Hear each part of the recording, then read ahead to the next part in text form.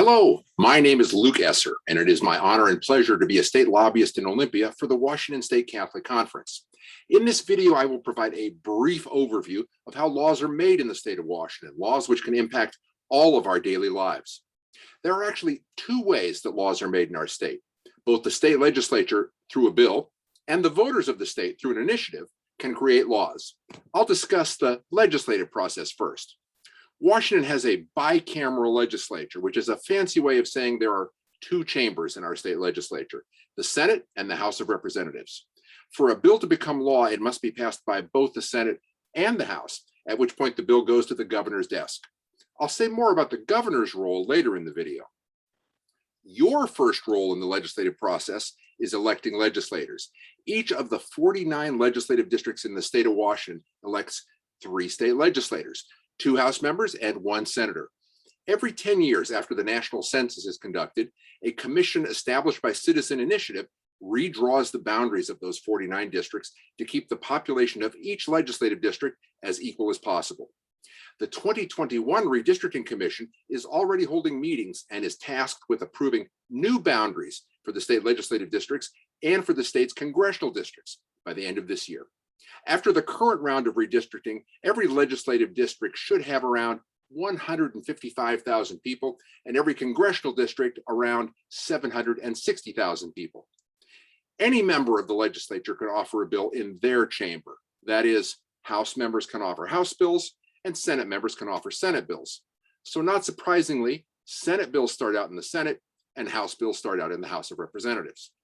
Once a bill has been introduced, there's usually an elaborate committee process for every bill in both chambers. There are 3 types of committees: policy committees, which address the public policy aspects of a bill; fiscal committees, which address the monetary aspects of a bill; and the rules committee, which serves as a gatekeeper before any bill is allowed to reach the full House or Senate for a vote. Most bills must be voted out of at least 2 types of committees, and sometimes all 3 types of committees, before they are allowed to reach the full House or Senate for a vote. In extraordinary circumstances, a bill does skip parts of the committee process, but this is a rare occurrence. Now, there's no guarantee that any bill will make it out of a single committee, and most bills don't. The deeper into the legislative session you go, the fewer bills there are that have survived that far into the process.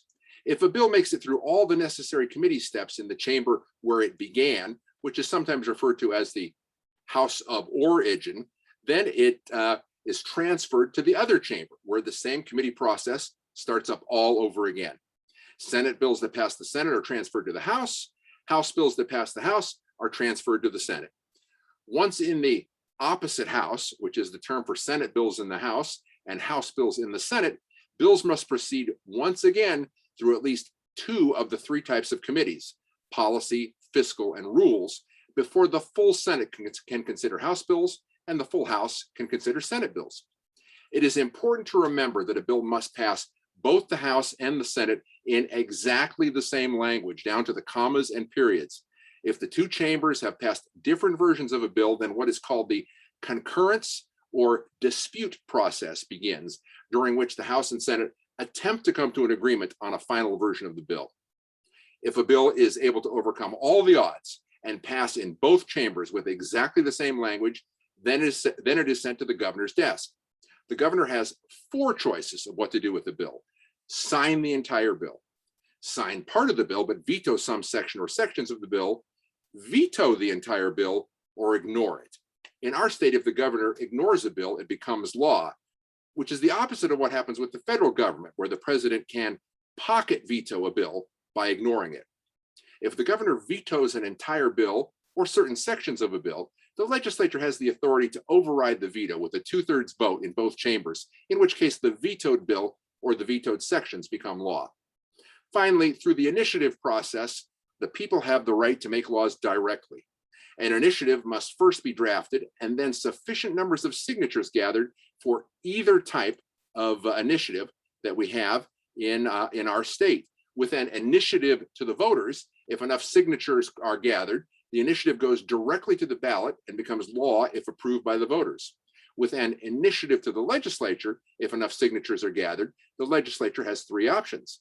The legislature can adopt the initiative, or send it to the voters, or send it to the voters with an alternative version of the initiative, which has been approved by the legislature. If one version is sent to the ballot and is passed by the voters by a majority vote, it becomes law. If the voters are presented with an initiative and an alternative presented by the legislature, whichever version receives the most votes becomes law, as long as a majority of voters approve the more popular measure. And finally, through the referendum process, voters can approve or reject certain legislative actions. The legislature can choose to send a bill directly to the ballot for a vote, or if enough signatures are gathered, the bill in question will also appear on the ballot for approval or rejection. The lawmaking process can seem complicated at first, but with a little basic knowledge, I'm sure you will catch on quickly. As I mentioned earlier, your first role in the legislative process is electing legislators, but your role only starts there. You can contact your legislators throughout the legislative process, whether the legislature is in session or out of session, and let them know how you feel about various proposals or issues, good or bad. That is your right and your responsibility. I hope this presentation has been helpful in explaining how laws are made in the state of Washington. God bless you, and thank you for your kind attention throughout the presentation.